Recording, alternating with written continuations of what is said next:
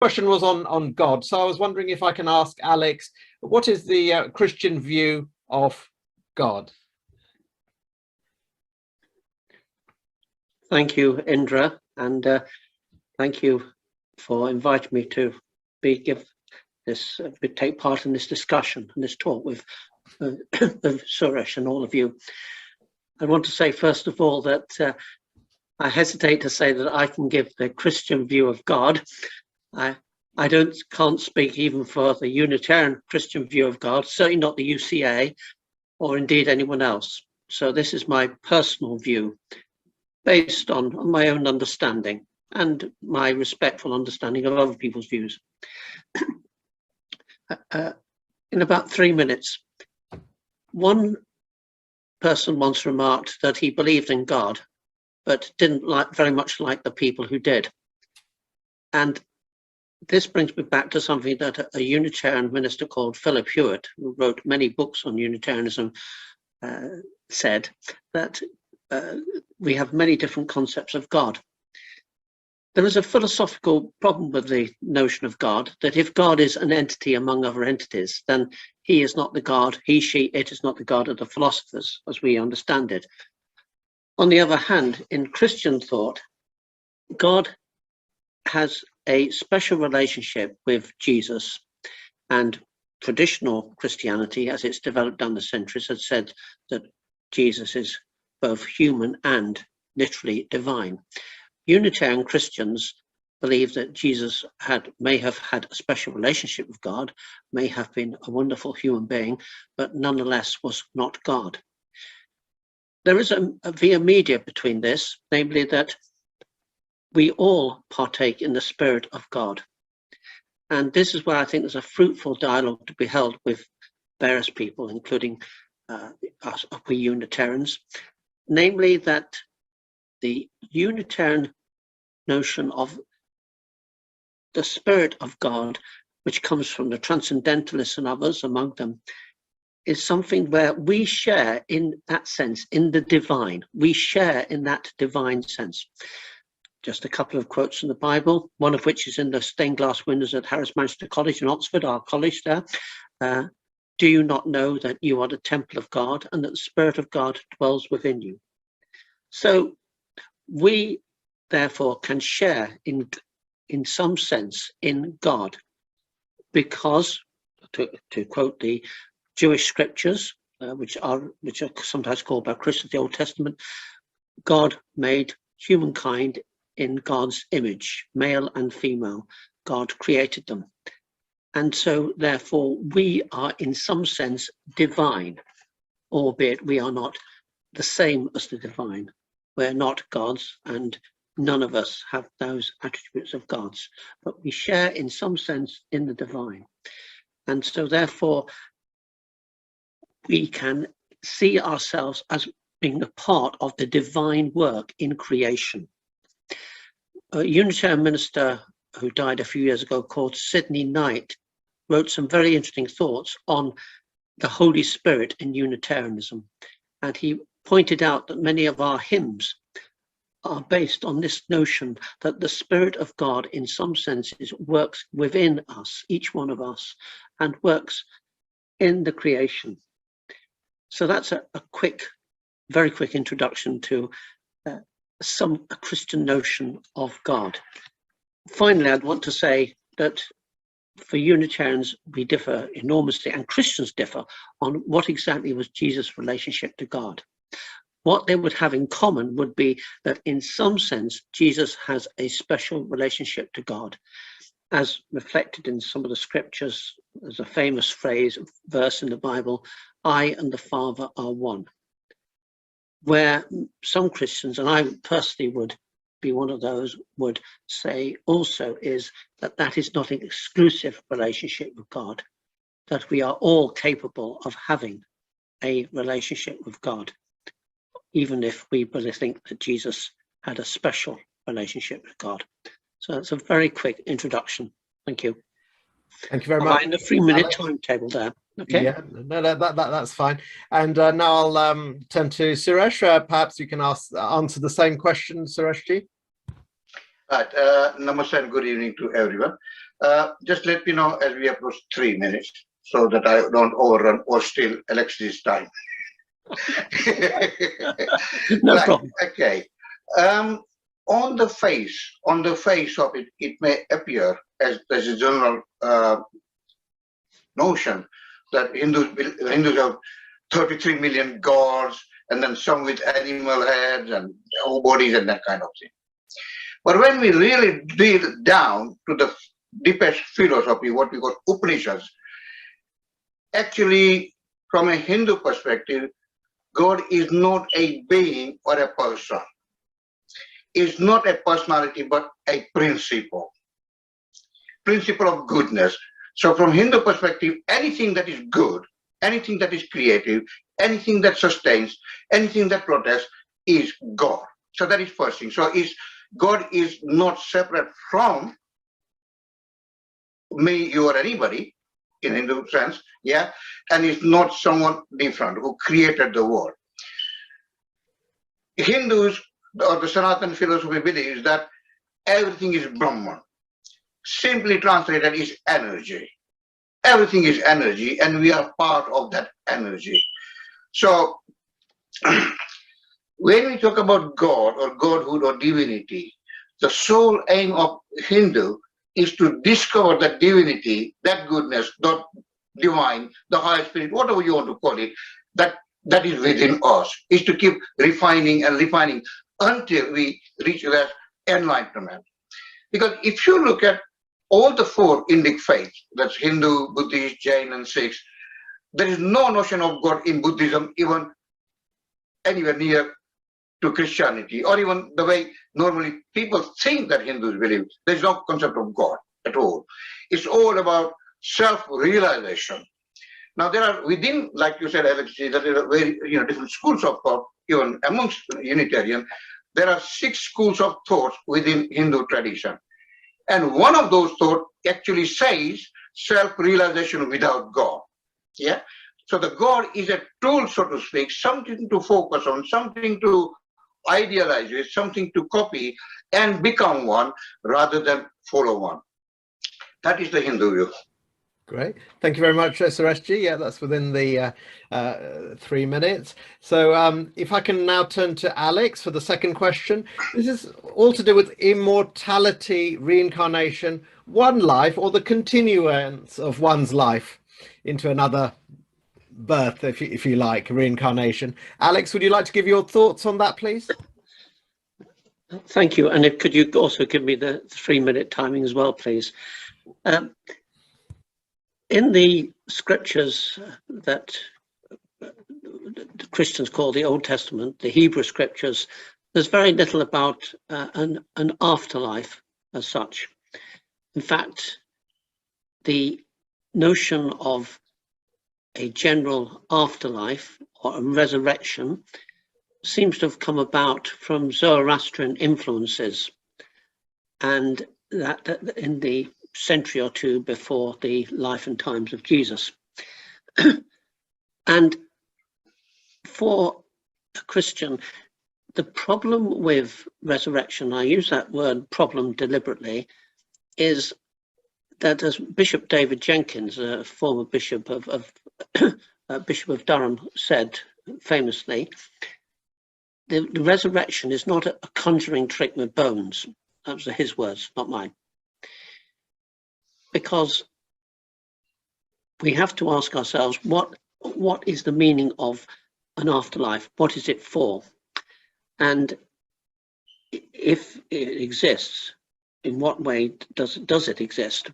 Because would I be resurrected as my 10-year-old self, or my 20-year-old self, or would I still have some hairs that weren't grey? I don't know.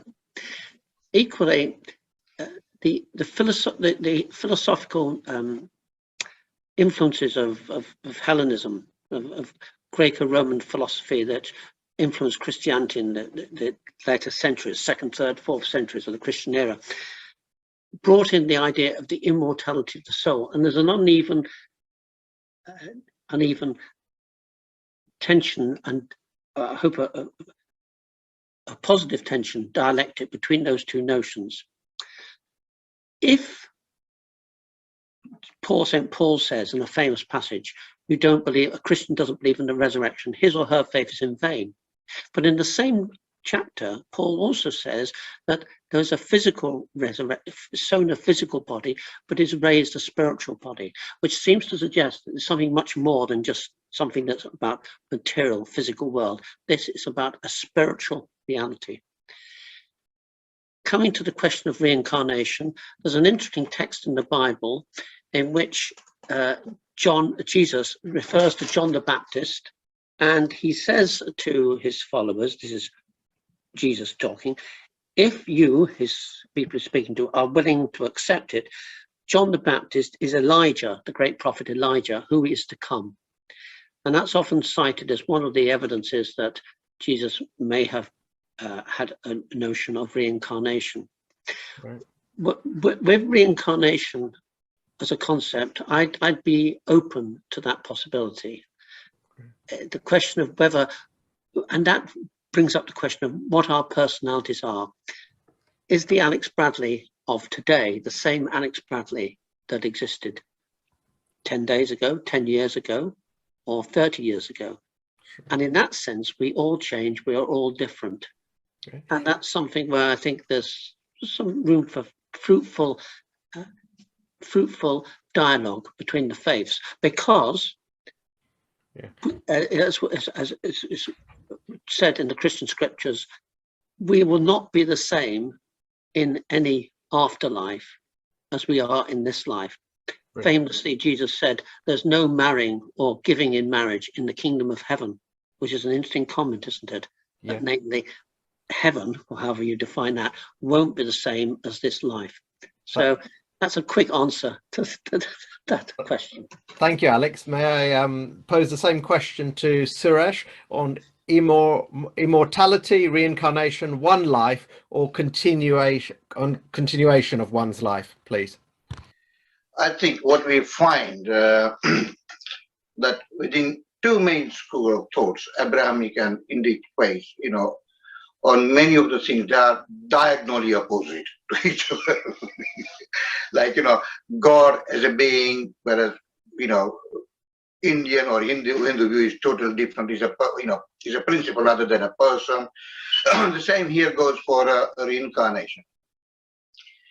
Like I mentioned in my previous talk earlier, that everything is energy. Soul is nothing but the energy, and consciousness exists within that energy. And we all know, even by modern science, that energy can't be destroyed.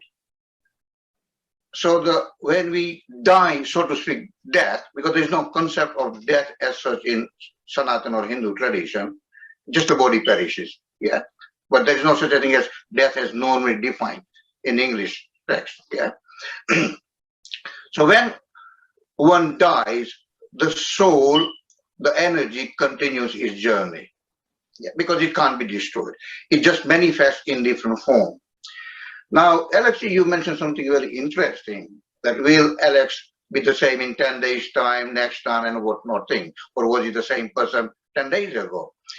Now, there are two schools of thoughts, and they both are equally valid within Hindu perspective. From Hindu perspective, that some believe that you reincarnate as your children. So your reincarnation is an ongoing, continuous process. That is one thing. But more established belief is that when, so to speak, body dies or perishes, you come back as a new human being. Yeah. Now, what kind of person you become, that depends, which is one of the core and underpinning principle of law of karma. So if I have done the good things, then I will have a better life or good life next time around. If I done the not so good things, then I will suffer the consequence. It's very much cause and effect. Again, God doesn't come into the whole thing at all. God doesn't play any role at all. The kind of life I have or don't have it is my own doing. We take the full responsibility for who we are and what we are. God, again, is only used as a source of inspiration and encouragement rather than someone you follow or you believe in as normal established belief. Now, can the law of karma and reincarnation be proven? The time and again this question haunts us. Can reincarnation be proven? Unlike other faiths, which just goes literally by the book, if it's not in the book, then it's not true. In Hindu tradition, we are very open-ended, like a British constitution. As things evolve, new laws are incorporated in the constitution. So we strongly believe, as it stands now, Lazy, Mark, and everybody, Alexei, right, that we believe in these two things, law of karma and reincarnation. However, having said that, these thousands and thousands of year old held belief, if Alex, and when I say Alex, I don't literally mean you, if anybody can prove beyond reasonable doubt that reincarnation is mumbo jumbo and there's no such a thing as law of karma, Hindus will be the first one to dump it, if you can prove it. But we are that open. But unless and until you come up with a better theory that makes better sense, it doesn't matter whether what Bhagavad Gita says or the Veda says or the Purana says or Upanishad says, if you can prove beyond reasonable doubt, right, that this is crap, so to speak, right, then we are quite happy to read. But until now, and we have several examples of reincarnation as well, and law of karma. If there was no such a thing as law of karma and reincarnation, then we all would be born equal. We all will have exactly the starting point.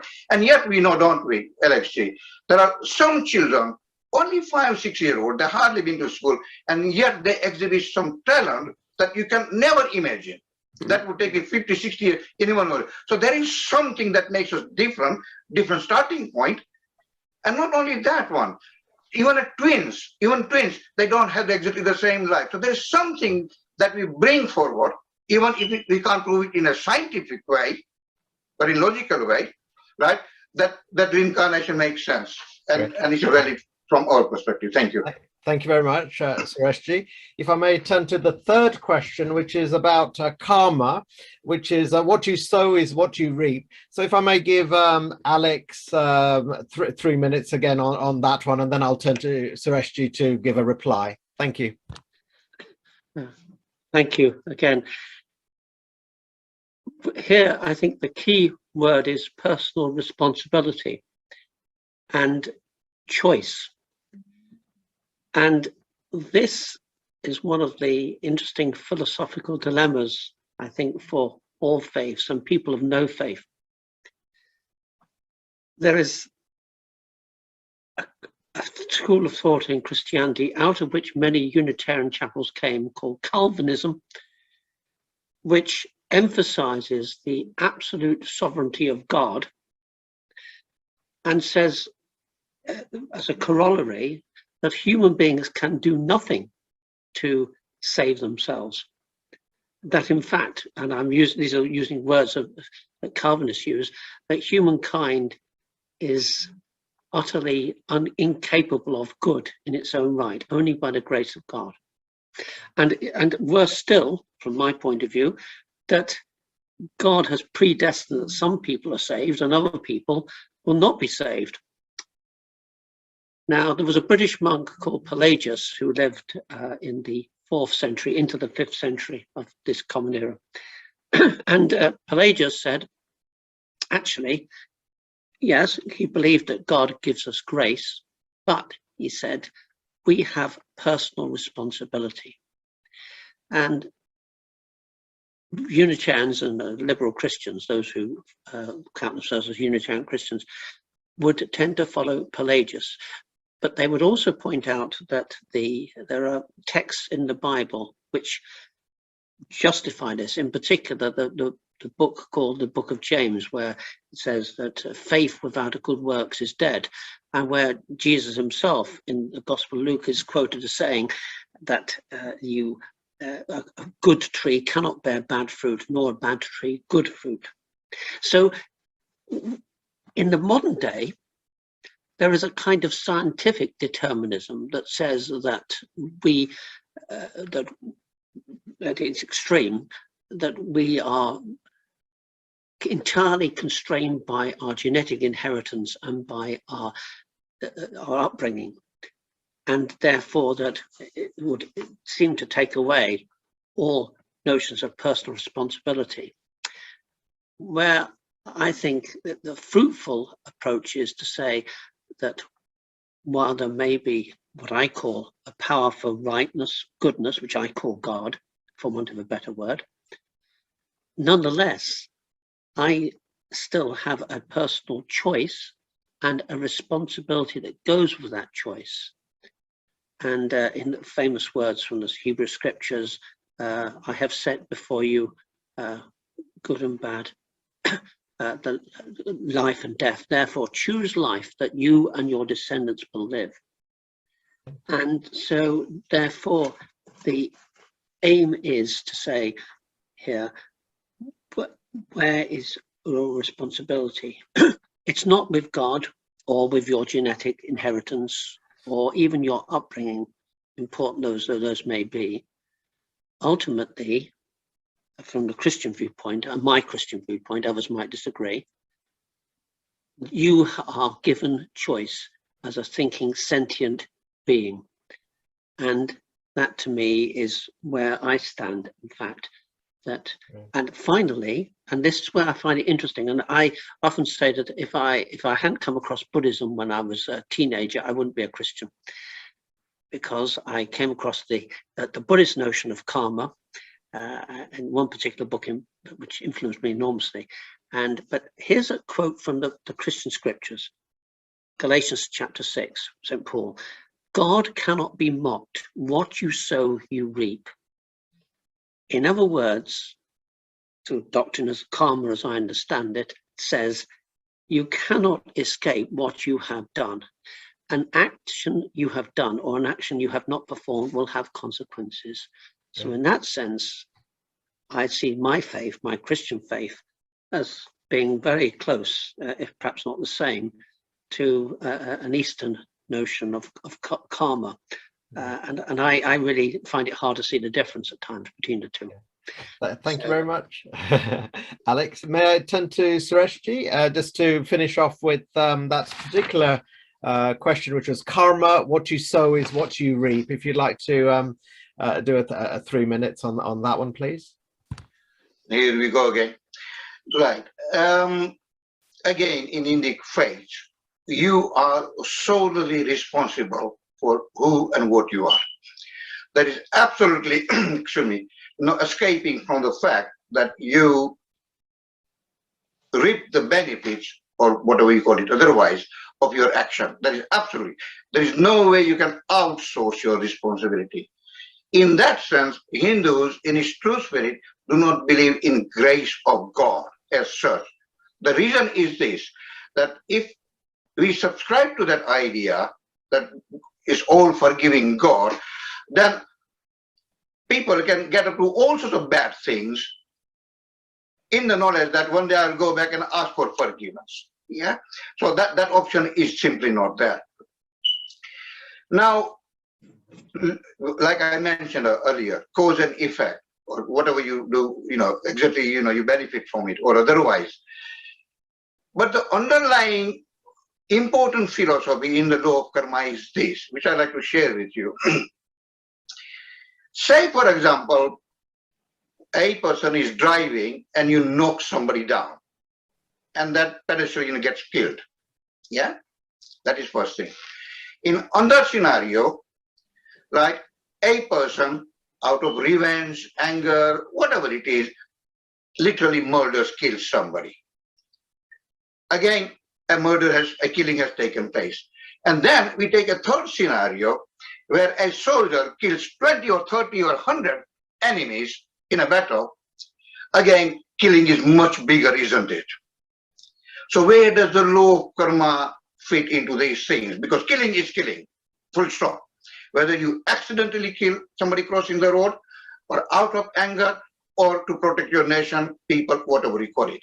So the most underlying thing, what makes a good karma or bad karma, so to speak, yeah, is your intention behind doing the things.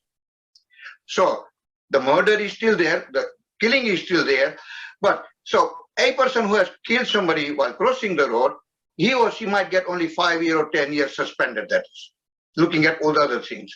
The person who willfully kills probably ends up, for a life. Yeah, because we don't have the capital punishment. Unless you are in US, then you get hanged as well. and it's amazing, isn't it, LHG, right? The soldier who kills 20, 100, 500 enemy people, he actually gets what you call, although I'm not familiar with all these terms, so please help me, like MBE or, the Bravery Award and things like that, isn't it? Yeah. So it's not just karma itself, but it's your intention that leads you to that thing that makes a very, very important thing. So, number one, there is no grace as such, because there is no concept of God as an external being or a person who has created the world. So there's no concept of, yeah. Now, having said that, this one will come to you as a surprise, that most Hindus, when something good happens, Lizzie, LXG, Indraji, is this. When something happens, they'll say, it's the grace of God. Now, that's very contradictory, isn't it? On one hand, you don't have a God as a being, the person as such. But the reason why we say is because of the grace of God. It's not because there is an external physical being or God as such, but it is simply to maintain our humility. Otherwise, our ego, our head becomes very big, and we become very, very arrogant. So when we offer something to the God's grace, but it's in that sense that we become a humble being rather than a being. Because every time Alex or Indra or anybody is successful, our head and ego gets bigger and bigger and bigger. And eventually we think that we are God or we are invincible. Yeah. So when we say it's because of the grace of God, it's simply to maintain that humility. Okay. Sureshji?